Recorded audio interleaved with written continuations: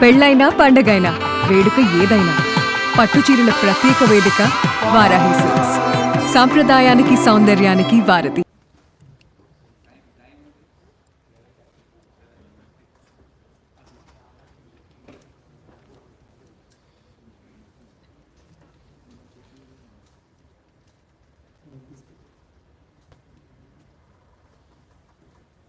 Sir మేమందరం బయట లోపలికి ఈ డీసీపీతో సహా ఏసీపీ ఆఫీసర్స్ అందరూ కూడా వెళ్తున్నారు.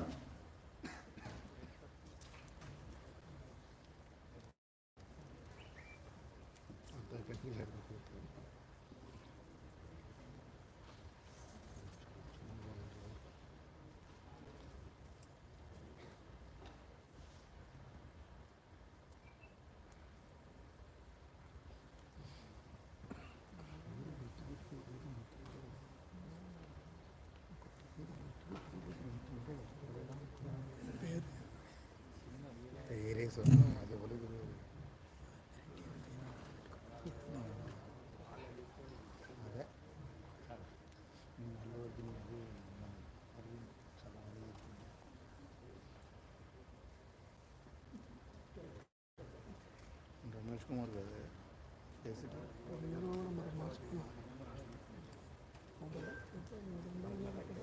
ఇది లాస్ట్ లో అరౌండ్ 12 o'clock. దాని ముందు ఎన్నో ప్రయత్నాలు జరిగాయి.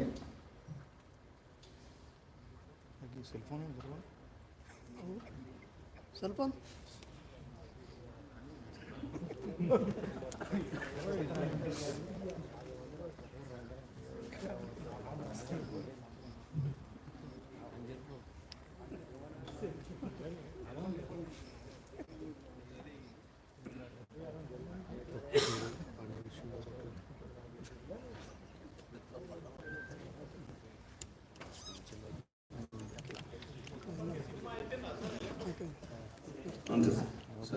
సార్ సార్ ఒక డౌట్ సార్, ఇందులో నాగార్జున సార్ ఈటీవీ ఇక్కడ రైట్, మీ రైట్లో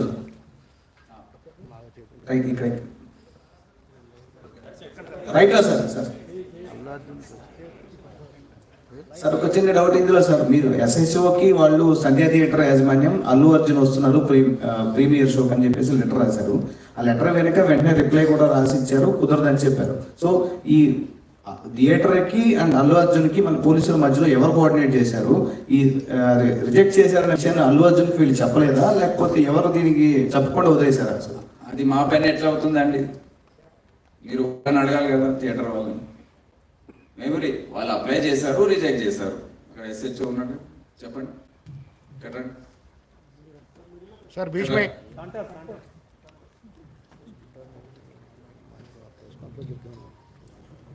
నమస్కారం మీడియా మిత్రులు. సార్ ఫస్ట్ ఆఫ్ ఆల్ చాలా బాధ అనిపిస్తుంది సార్. సార్ ఇక్కడ 15 రోజుల నుంచి ఈ సంఘటన పాపం ఒక ప్రాణాన్ని కాపాడలేక ఒక బాధ నాకు 15 రోజుల నుంచి ఇదే అవుతుంది సార్.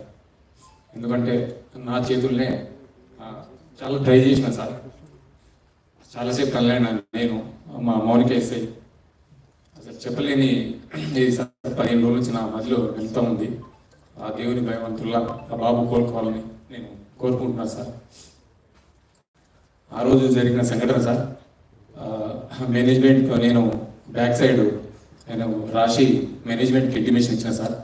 నాకు పై అల్లు అర్జున్ టీం నుంచి మొన్న కూడా మా టీం వెళ్ళొచ్చింది ఢిల్లీకి. సో తొందరలో వాళ్ళు రెడ్ కార్నర్ నోటీస్ ఇష్యూ చేస్తారని నేను అనుకుంటున్నాను. దాని తర్వాత అది ఫస్ట్ కండిషన్, దాని తర్వాత అది నెక్స్ట్ స్టేజ్కి ఎక్స్ట్రడిషన్ రిక్వెస్ట్ కానివ్వండి, ప్రొవిజనల్ అరెస్ట్ వారెంట్ కానివ్వండి, ఇవన్నీ కూడా వాళ్ళు జారీ చేయడానికి వీలు ఉంటుంది.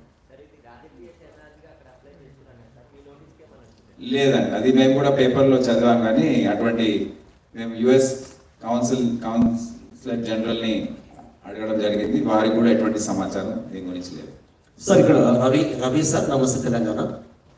ఇక్కడ ముందు sir cyber crime sir, online betting అనేది మన స్టేట్లో బ్యాన్ ఉంది. ఆన్లైన్ బెట్టింగ్ మీద కొంతమంది ఇన్ఫ్లుయెన్సర్స్ అడ్వర్టైజ్మెంట్ చేస్తారు సార్. ఇలాంటివి మీ నోటీస్కి వచ్చినాయి, అలాంటి కేసులు చేసిన వాటి మీద ఏముంటుంది సార్? సార్ సేమ్ అదే దాని continuation sir. Ravi NTV sir.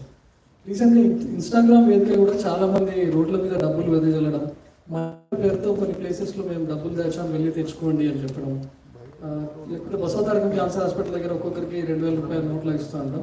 కానీ చివరికి వచ్చేసరికి మా టెలిగ్రామ్ యాప్లో మమ్మల్ని సబ్స్క్రైబ్ చేసుకోండి, లింక్ ద్వారా వెళ్ళండి అని చెప్పి బెట్టింగ్ యాప్స్ను ప్రమోట్ చేస్తున్నారు. అందులో చాలా మంది యంగ్స్టర్స్ ఎక్కువగా ఉంటున్నారు సార్. అవును, ఇటువంటివి చాలా జరుగుతున్నాయి, బాధాకరం.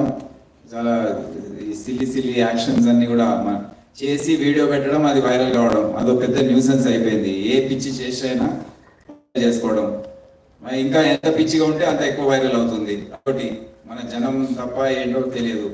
సో ఇటువంటి జరుగుతున్నాయి. ఎక్కడైతే అటు మేము పట్టుకోగలుగుతున్నామో ఇమ్మీడియట్ గా మా టీమ్స్ ఉన్నాయి. మేము ఒక social media action squad of Hyderabad అని ఫామ్ చేస్తాం. ఇటువంటి పిచ్చి చేష్టలు చేసినప్పుడు, చాలా అబ్యూజివ్ గా వేసినప్పుడు కూడా ఈ యాక్షన్ స్క్వాడ్ అనేది రంగంలో దిగి cyber crime police station coordination తో వారిని పట్టుకురావడం అంత జరుగుతుంది. ప్లస్ ఈ ఆన్లైన్ బెట్టింగ్ కూడా మేము కూడా చాలా దానిపైన స్పష్టమైన చట్టం ఉండకపోవడము, ప్లస్ రిమోట్ గా ఇది జరగడము, మాస్క్ ఐపీస్ వాడుకుంటూ ఇది చేయడము, ఇదంతా కూడా చాలా కష్టమవుతుంది. ఉదాహరణకు మేము రాజస్థాన్ మరియు గుజరాత్ నుండి సైబర్ క్రైమ్ డీసీపీ ఆధ్వర్యంలో టీమ్స్ వెళ్ళి వాళ్ళని తీసుకొచ్చే సందర్భంలో ఏదైతే కష్టాల్ని ఎదుర్కొన్నారో వాళ్ళు, అక్కడ లోకల్ పబ్లిక్, గ్రామస్తుల వాళ్ళ దాడులు, లోకల్ పోలీస్ సహకరణ, ఇటువంటివన్నీ కూడా ఎదుర్కొని వీళ్ళని పట్టుకురావడం జరుగుతుంది.